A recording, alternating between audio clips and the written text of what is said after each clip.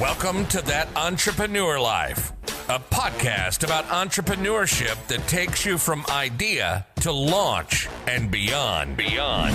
Each week, your hosts, Andrew Lees and Clint McPherson, discuss different business topics aimed at adding value to any entrepreneur's journey. Welcome back, everyone, to another episode of That Entrepreneur Life. I'm Andrew Lees, and I'm here with my co-host, Clint McPherson. What's up, man? Not much, man. I'm just excited to record like always, but really, I don't even want to waste any time because we've had a little bit of offline conversation with our guest, and we got to dig right into it, right? So let's go ahead and kick this thing off by welcoming our special guest to the show, Sydney Phillips. How you doing? Hi, I'm good. We were talking a little bit off and we started going and they're like, hey, wait, hold on. We got to start this thing. Exactly. Yeah, we got to get this in the episode. It was all very good stuff. Yeah. Well, thank you. Thank you so much for being on the show today, Sydney. It's an honor to have you on. Before we get into our questions, can you just tell us a quick, who you are and kind of what you're all about generally? Yeah. I am a real estate tech and social entrepreneur. I started out in commercial real estate by the age of 14, probably your most untraditional teenager in the world. And we had a family commercial real estate company. I took over that whenever my dad really suddenly passed away at 14. I had always said that I wanted to be CEO, and I got my chance real early. So I grew that through all of high school and college, and I've gone on to commercial real estate investing, where we're building multifamily, hotel, office, retail, dug a little bit into the tech scene and got into some drone companies and robotics, and really interested in 5G and quantum mechanics and physics and, all of the nerd things. And I just recently, in the past 6 months, developed Zukurri, which is a augmented reality and virtual reality platform for real estate developers so that you can communicate, market, and sell your unbuilt properties. I actually started it for myself because as a developer and, the youngest in the room by 40 years, I was frustrated by the way that things were going and just kind of made it for myself and realized, hey, other people kind of like this too. And so I kind of accidentally started a tech company in the past year. Wow, that's amazing. That's awesome. I mean, with what you just said, right? As a real estate, tech, and social entrepreneur, and you can tell that you have a passion and purpose for creating the future, right? By becoming congratulations on becoming the Young Female Entrepreneur of the Year as well. I mean, can you take us back though, because you did mention and you touched on it, but really take us back to where your entrepreneurial journey started. And I know you kind of dug a little bit into, but we want to hear a little more behind that and what it is specifically about entrepreneurship that keeps you going every day. Yeah. I mean, my path was very abrupt and it was very sudden. It was you're 14 years old and you go from worrying about the boy that likes you in the classroom to running a business. And that's really, my path at 14, that's really when everything changed for me. I had always had, the teacher reports of, oh, she's bossy and she doesn't listen and she does her own thing. And I always got the one of her head is in the clouds. She doesn't pay attention in class because she's thinking in her own head. And I'm 21 years old and that is still true. And so for me, I mean, I think my journey really started from the very, very beginning. But I ignited when my dad passed away. That's really when I kind of found out what I was made of. And I think that's what a lot of entrepreneurs, right? It's that grit story. It's that I was in the dark and I had to kind of find my light and nobody would light my tunnel. So I lit it myself. That's a lot of stuff to figure out, especially at that age, dealing with your father passing away. And that's just that on its own is incredibly difficult. And then on top of that, you're trying to figure out, hey, how do I continue his legacy? Right. So, and build a business. And it sounds like that was something that you were already interested in is being a CEO, being in charge of a business. And so, it probably made a lot of sense at the time for you to kind of step up and fill that role. Oh yeah. I mean, it wasn't even a question if I would. It was, this is what you do now. You got it a little early. In a weird way, I'm super grateful that it happened. I think that I look at my other peers and people, that are my age that come to me for advice and things like that whenever they are starting their businesses. I'm lucky to have this amazing community of women in STEM and girls who code and just complete fireballs. It's amazing to kind of cheer them on and say, hey, I've been here before. Let me show you the ropes, or meet people that are so sick of their day job and be like, hey, you need to read this book and this book. Call me when you have questions. And getting them investing in real estate. I think that the rules of success are in the books and they're laid out, and all you have to do is read it and do it. It's amazing. Yeah. Yeah, definitely. So you started this company, Zukurri. Am I pronouncing that right? Zukurri, yes. So things Zukurri. Like zoo and then curry like the spice. Okay. Awesome. Yeah. So Zukurri. And it's really interesting because it's an app, or it's not an app, but it's software, right? That allows architects to visualize their designs, right? And be able to sell them. So what did you see that already existed in the market that was a similar solution maybe, but wasn't hitting the mark for you? And then how was that transition into tech for you? Yeah. A lot of augmented reality has blown up in the past 5 years. Let's start there. Augmented reality is going to completely change the way that you walk into stores. It's going to completely change retail, health insurance, cars, even driving, right? I've seen a lot of car manufacturers like Cadillac put augmented reality speedometers on the windshield, or directions on there so that you're not looking at your phone or the little screen. Augmented reality is blown up. And being the tech nerd that I am of kind of growing up to have an interest in that industry, I always watch that stuff. I'm very, very interested in it. Through the development though, I had seen that a lot of the augmented reality platforms were geared towards architects, engineers, or construction, which is great, but the entire panel looks like you're about to fly a plane. There are so many gadgets and switches. You have to go to engineering school to figure out how to use their software. And I was, I'm 21. I'm a business major, just graduating. And I was like, I don't know how to read this, but I'm going to build a hotel here, but I don't know how to even read your stupid plan. This is dumb. So I started Zukurri basically as a way to visualize your properties before they're built and implement this whole augmented reality boom into an industry that's as old as time, real estate, and really needs to be sped up to the 21st century. And started Zukurri because I wanted it for myself. And in the beginning, it was truly just to help my own development. And then I kind of realized, hey, other people kind of like this too. And I would like to be a tech founder. Yeah. Yeah. It kind of it's totally different from real estate, right? Having a tech business and there's definitely advantages. Something you could scale a little bit easier, I'm sure. So what was that transition then like, from real estate? You're like, okay, I've got this problem. I'm going to solve it for myself, but then, oh wait, I can do this for other people. Or other people would be interested in this. Did you develop it? Did you work with other people to help you develop it? How did that work? Yeah, the process of switching from real estate to tech is one that I am still figuring out. I don't know if I'll ever have it figured out, to be honest with you. Kind of as I've gotten into it, I've realized there are some things that I approach in a different way that will really help me in the long term. And there are other things that I am just oblivious that I don't even know that I don't know. And admitting that is kind of the first step of getting the right advisors and the right people on your team. The first 2 months that I had the idea, I spent probably 13 hours a day on LinkedIn, finding people with a technical background and messaging probably 100 to 150 people. No one wanted to work with me. Really?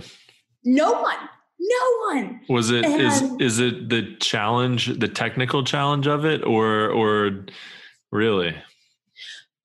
Finding people that can code in augmented reality and also create virtual reality, the skills behind the technical skills are not there in the marketplace. So all of the people that have those skills work for the big guys like Google and Apple and Facebook. And majority of the time, the people that work there, they're working for somebody else because they seek stability and security. And I can't offer them that. This is a wild roller coaster. Buckle up. There's no security, baby. But there's also, extremely high highs and extremely low lows. And finding the right people that are okay with that is challenging, that also have a technical background, that get around with a bubbly real estate personality like this girl that can also geek out. You got a lot of intersections to cross. Yeah. And the pace is a lot different, I'm sure. I'm sure the pace is pretty fast at a place like Google, let's say. But in some ways, I'm sure it's actually not even as it can be blistering with entrepreneurship, because you are like every second you're consumed with solving this exact problem. And in a large company, there's a bunch of different problems. There's big teams, and there's you can focus on each person can focus on a smaller part of the problem. And so it's not that insane, but when you're wearing so many hats, and if you're like one developer trying to figure this whole thing out, it's full on. Yeah. Yeah. And in a bigger sense as well, whenever you're at a larger company, what you do doesn't play a massive role in the progression of the company, right? I would love to sit there and say, oh, every single software engineer at Apple is creating the most cutting edge technology and changing the world. They're not. They're going home, they're receiving a paycheck, they're doing what they need to do, and they're leaving. Some people don't want to do that, and that's fine. Those people just shouldn't work with me. Right. Well, you got to find the right puzzle piece too, right? You're looking for a team. You're looking to surround yourself with people that buy into your vision. Because if you don't, they think it's cool. They love what you're saying, but they're not really buying in. And if you can't get that buy-in right there, that's the team member you don't want to have. Because like you said, there's going to be extremely high highs in something like this and low lows. So you have to have that buy-in. So they're on that roller coaster with you, because you don't want them to be in this van or this car going 5 miles an hour down the road and they could just bail out at any time. Because at the end of the day, if you're on a roller coaster, you're at the top or it's going full blast, you can't just jump out when you want to, right? So you got to find that team that has that buy-in, so they're strapped in with you until that ride stops, right? Mm-hmm. Yeah, and the first 2 months, I truly spent messaging all of the people that I thought would be great co-founders, all of these great people. Then I realized no one wants to work with me. I should outsource this. Looked into some Ukrainian companies and abroad and Indian developers and thought, what are you doing, Sid? You know better than this. This is not the route I want to go. I want to partner. I finally stumbled upon at Dallas Startup Week, one of my lead software engineer. He's amazing. And he brought on one of his friends who was a machine learning programmer as well. So now we have 3 of us. Product MVP is built. We're basically soft launching in January. And we're going to go from entire rough idea concept to revenue within a year, when most people in augmented reality take about 2 years to even have seed money to be able to start. Yeah. Well, I think that's a smart way to do it, is because a lot of tech companies the first thing they do is they think, all right, I've got to raise capital. And like everything they do, they have to raise capital for. And at some point you actually have to, sell the product to generate revenue, right? Like raise $100 million in capital, you just to figure you're $100 million in the hole. You don't have that, that's not walking around money, right? So I think it's smart to, as much as you can, to bootstrap. And I mean, that's smart also to find a partner. I mean, you're going to give up equity that way, right? You're not, but it's probably a lot less cash out of pocket, or maybe no cash out of pocket right up front. If for people who are listening, who want to take that route and find a partner to develop their app or whatever, SaaS product or whatever, how would you advise them to find somebody to partner with? Go to events that are in the industry that you want to work in. If you want to work in digital marketing, find groups on Facebook and LinkedIn and write a blog post that directs them to your personal website. I have, thesydneyphillips.com, and I post all my stuff there and whatever else. And I would join these groups, and then I would post, different blog posts that are actually valuable. Don't agenda post yourself, and give actual valuable insight into the industry or real estate or AR, VR, or things that you think are going to happen. For me, that was always, kind of this role. And I don't know if I like this word, but futurist. And so I would project and say, this is what I think is going to happen. And then I would wait. And when it happened, I was like, see, I told you. And when it didn't happen, I just said, well, I was wrong. So yeah, join groups around you, and especially in your area as well. I think that's important. Every single city has something to do with, Global Entrepreneurship Week or entrepreneur meetups or things like that. Reach out to people in those. Another avenue that I would have taken if I didn't find my team was I found a bunch of, you can go to colleges and they have, different programs or different groups or whatever else. So let's say, for instance, that you want to do, let's say that you want to sell a beverage and it's an actual product and you don't have enough money to pay sales people, or you don't want to onboard people, or you can't find the right people, whatever. Look around you at the colleges and go find a sales program or a sales class and go reach out to those professors or those administrators. Tell them that for each student, they will receive 2% of all of the profits for the next 6 months, and that's their internship. And you don't get paid on, an hourly thing, whatever else. This is pure hustle. If you sell, 100,000, you receive 2% or 1% or whatever of the profits. That was the other route that I was considering taking. And if I wouldn't have found my team members, that's what I would have done.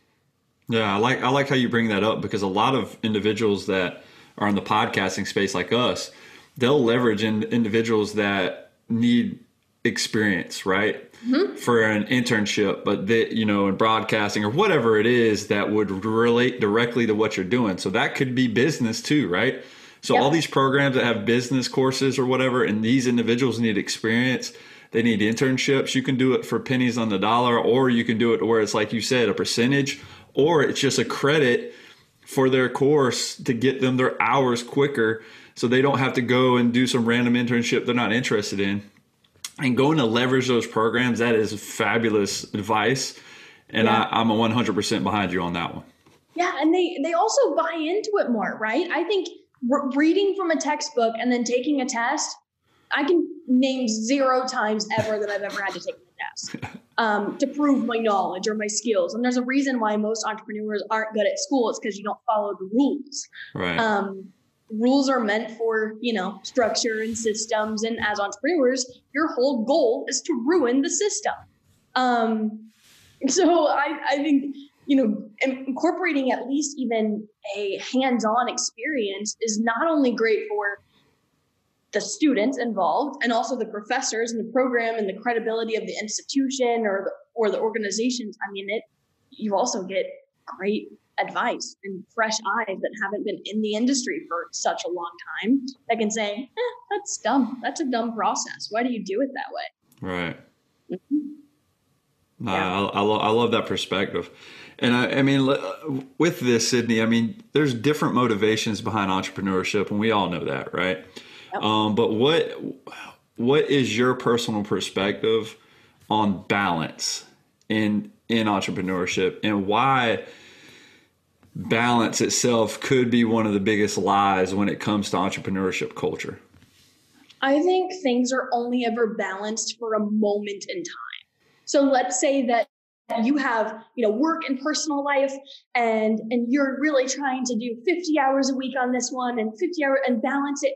You're only ever going to be balanced when one of them is going down and one of them is going up for a split moment in time. So this obsession with balance is just stupid. I don't understand it at all. I think that there's certain times where, there's certain weeks where I'm going to work 90 hours a week.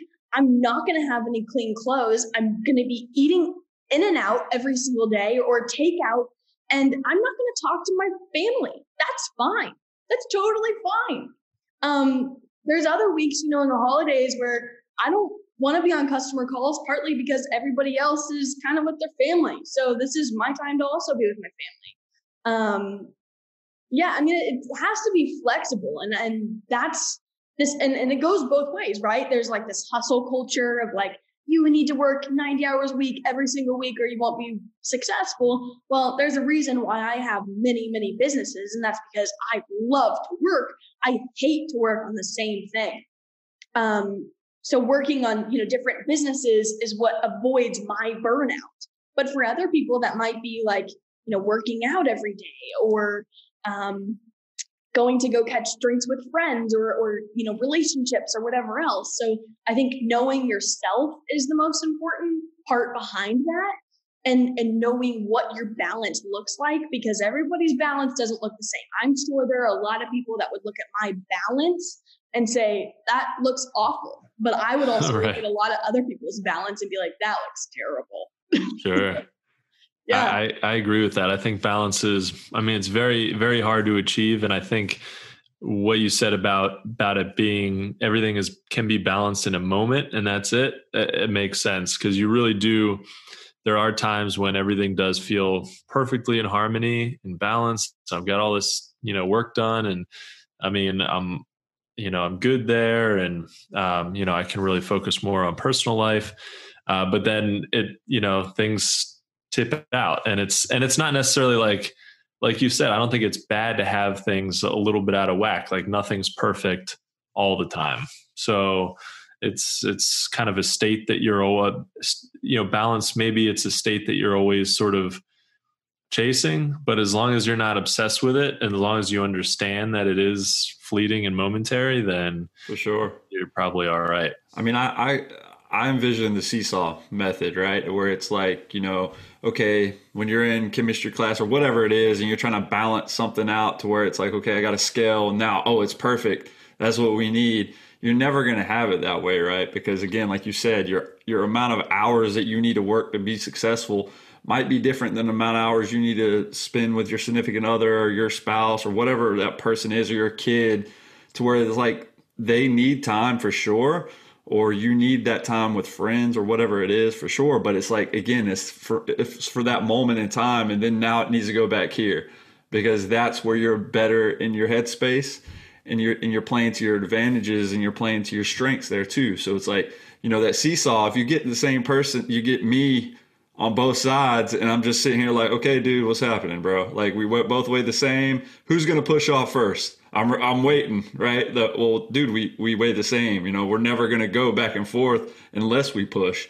So it's like, it's that give and take. So you got to get on that. It's that seesaw thing to where, hey, you'll level out from time to time. Oh, there we go. We're back here, right? So, I love the way you express that, and I really think the balance is good to talk about, and saying, you do have to find that balance.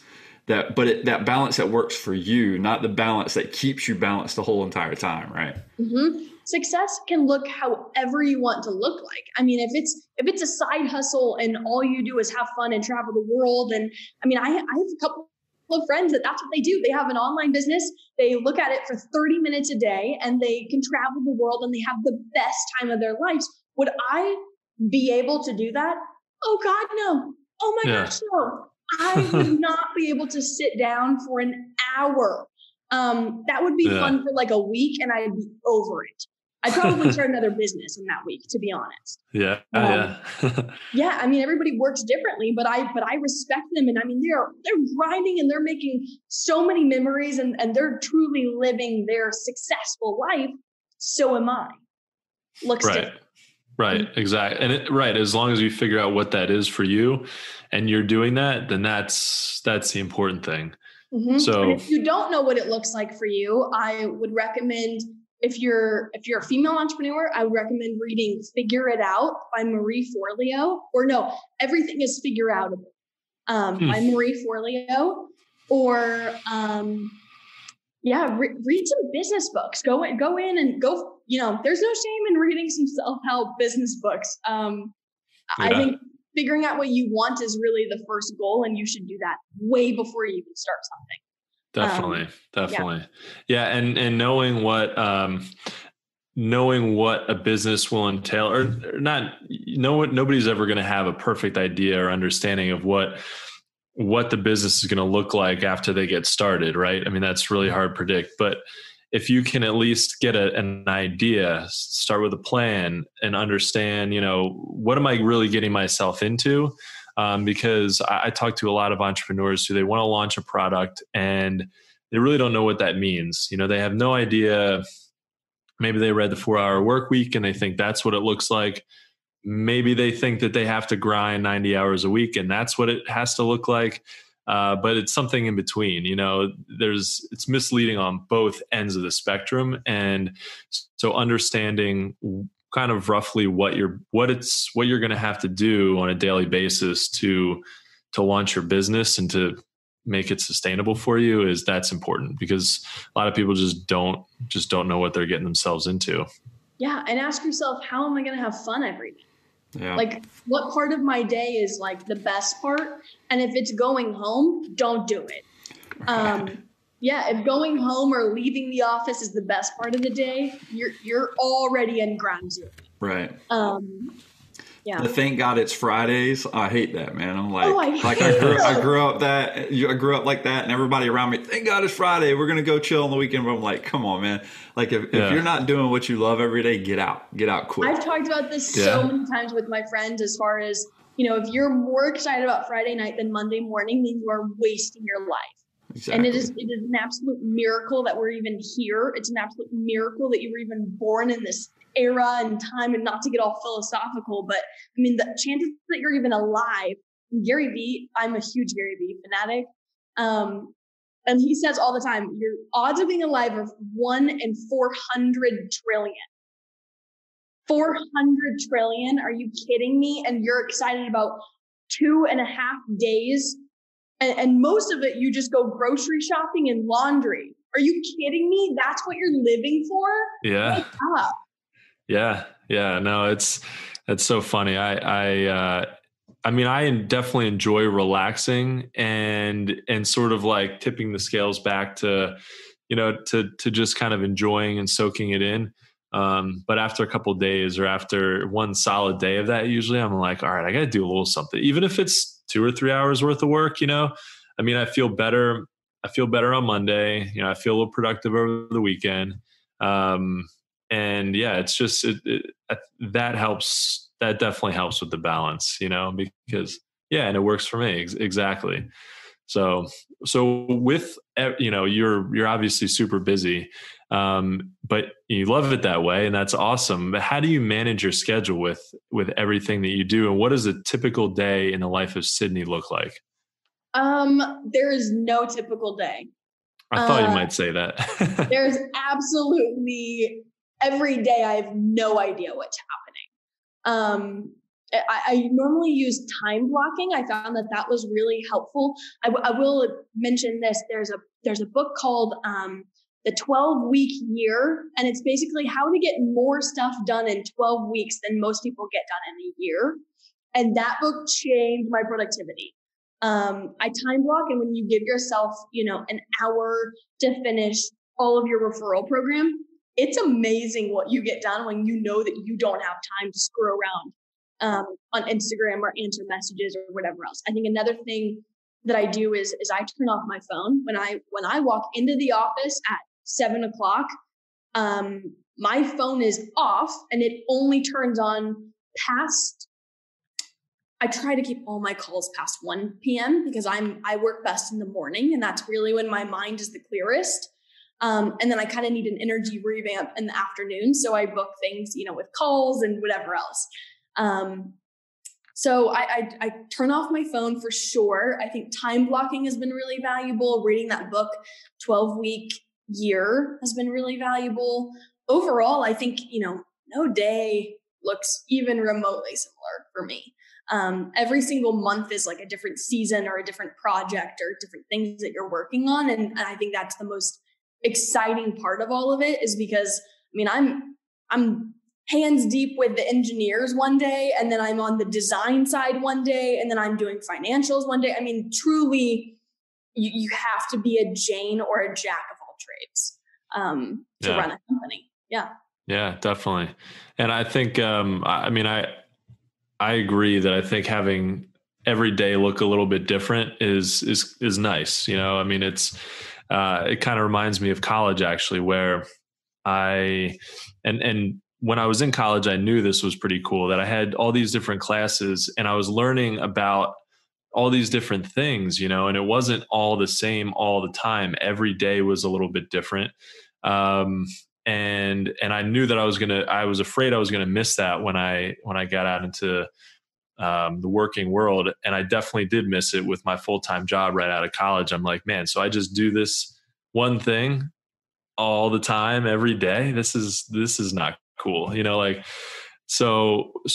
but yeah, even if you just have one business and it's a small business, you're still, every day is going to be interesting and different. And if you have multiple businesses, just even more so. So I definitely think that, it can make it overwhelming some days, but it also makes it interesting. Yeah. And you have to welcome that stress. I think so many people are like, oh, I follow the path of joy and I only want to do things that bring me peace and Zen or whatever. Build up your stress tolerance. I think I'm speaking from experience. My stress tolerance from my teenage years of what I could handle in the businesses is pretty low. Between going to school full time and running that, I was overwhelmed, to say the least. I'm now graduating college a semester early because I loaded up on courses, and running 4 businesses. And I truly 2 months ago decided I should write a book. And have been writing a book. Your stress tolerance increases, and then you're able to hold more capacity. And it's amazing what you would be able to do in a day, or what you can get accomplished even in a year. If you constantly just add a little bit more on your plate and feel that stress, feel overwhelmed, be okay with it, take an immunity shot and figure it out. Yeah. No, I love that. And I think that kind of ties into this next question here, because we all go through our highs and lows through our entrepreneurial journey, right? Yep. What has been the most difficult thing for you about being an entrepreneur, and how did you get unstuck and not lose traction through that time? I think running a company, you have so many different facets of it, right? You've got financials, and you have to worry about cash and runway. And then you have to worry about your team and communicating right and making sure that you're the right leader. And then you have to go sell. You're everything. I think to kind of back up, my biggest mistake is probably my own ego. It's easy to get cocky, especially whenever your business is doing well. It's easy to be like, man, I'm running this. I am killing it. And it gets to your head. And that is probably the most dangerous thing about entrepreneurship. It's this battle, right? People talk about it all the time. It's kind of like the fight club of entrepreneurship. It's like, nobody talks about the mental breakdown, but then nobody talks about the ego bust too. So kind of on those extreme highs and lows, there are times where you're like, I can't do this. I'm not fit for this. Like, I suck. I don't think I can run this company.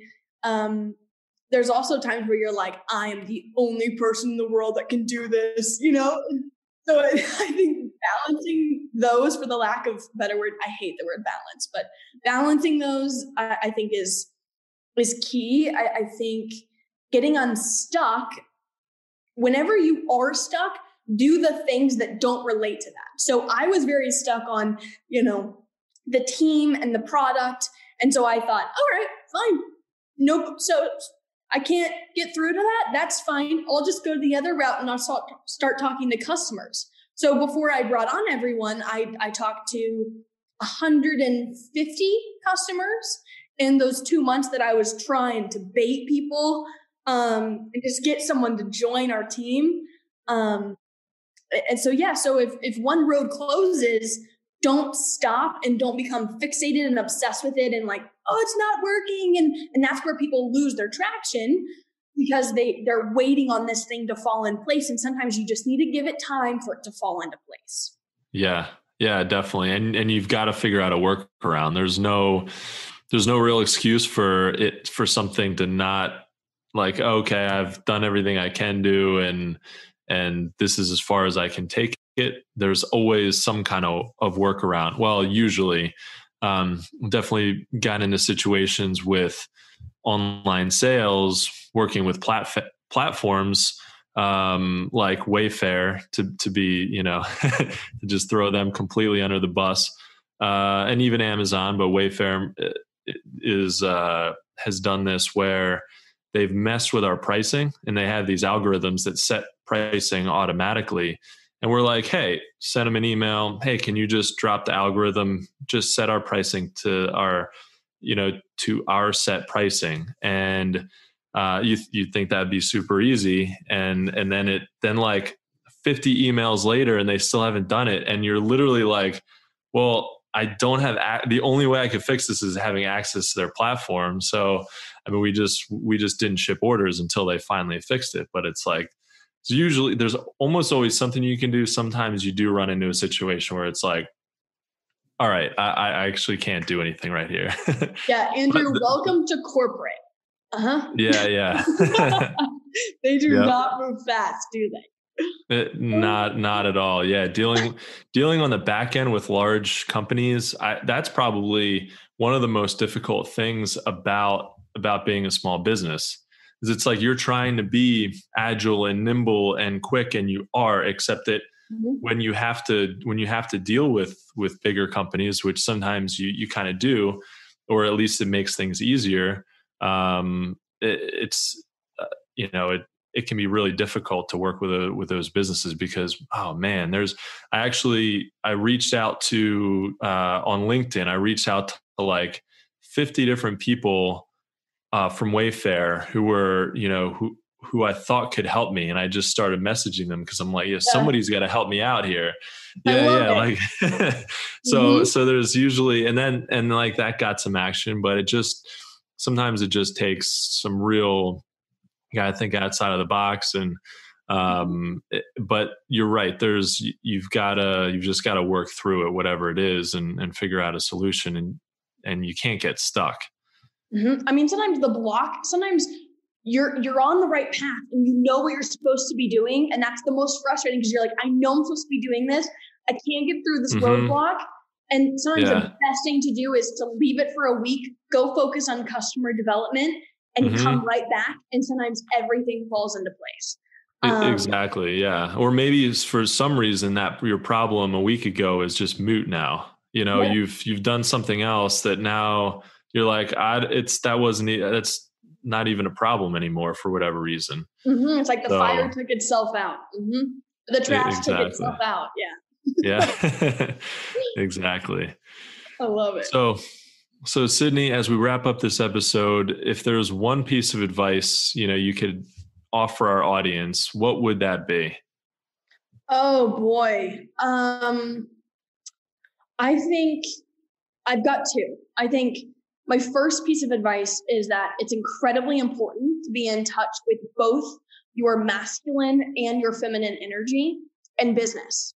I mean, I of course came up in real estate. The majority of it is men, and most of them are 40 to 50 years older than I am. I struggled with this a lot in the beginning.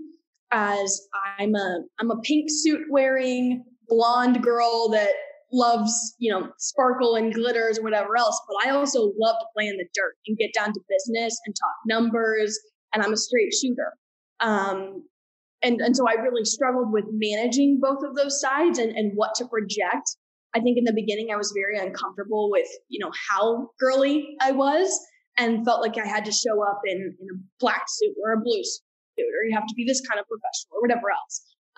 The truth is people love it when you are different and when you're not really afraid of being different. So I think now I walk into the meetings and I'm in a bright orange suit and everyone knows that that's how I'm going to show up and they don't care. I think you have to be incredibly in touch with both of those sides of your energy, and everyone has it. It's not just women. Men have it too. I mean, sometimes you need to appeal to more of a relator side and you need to talk about their families. There are certain types of people. I mean, there's 4 different types, right? The thinker, the director, the relator, I'm forgetting the last one. Oh, and the socializer. Sometimes you need to make that small talk. And sometimes, the men don't really like it, but you need to do it to engage and learn more about them and gain that trust. So I think that's kind of my first piece of advice. My second is, if you are ever the smartest person in the room, you need to find a new room. I hate being the smartest person in the room. I hope that I build a team of engineers, and I know that I have so far. My engineers are much smarter than me, and they've been able to, kind of direct our company and to be able to help me. I think if you're hiring people that are at the same level of you as you or below, I mean, you're not going to get very far because the best that you can go is only your capability. So if you're the smartest person in the room, find a new room because you get into some really cool stuff. I can tell you what, I never thought that at 18 I'd be doing drones and augmented reality and AI and 5G and quantum. I never thought that was me. But I got into the right rooms. That's very cool. And you put yourself out there, which is the first step, right? Is to just kind of get out there and learn some things and talk to people and figure out, hey, what are the opportunities in different market segments, and just kind of go for it. And the first thing you discover, the first thing you think you might start a business around, you might not end up starting a business around that, but at least it might lead you. Hopefully it leads you eventually to what you can really cash in on. Yeah, absolutely. I totally agree. I just think it's incredibly important to be surrounded by people that aren't necessarily even in your industry too. Like if you're in digital marketing, you should surround yourself with computer scientists and people in biotech and whatever else, because a lot of times I think that the greatest innovations come from a mixture of things. And that's kind of what I found with Zukurri, right? I was in real estate and I found that augmented reality and AI mixed together with real estate was revolutionary. To the people in augmented reality, they don't think what I'm doing is revolutionary at all. But to the people in real estate, they think this is amazing. This is like next generation future technology. And to them, it is. You have to be able to patchwork ideas and processes and whatever else. And that's really when you stumble upon greatness.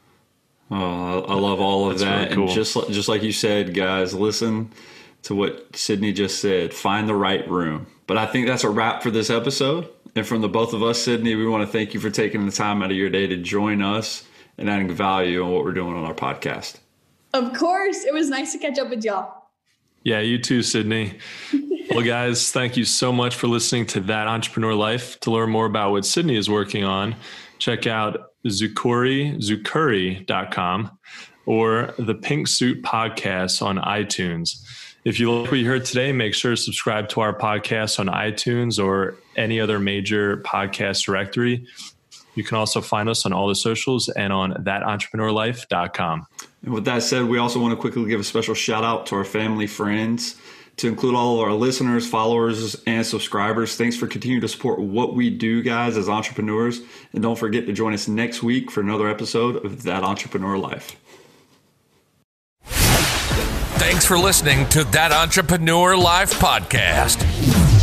Be sure to visit thatentrepreneurlife.com to join the conversation, access our show notes, and discover our fantastic bonus content. Don't forget to join us next week for another episode as we continue to add value. Until next time.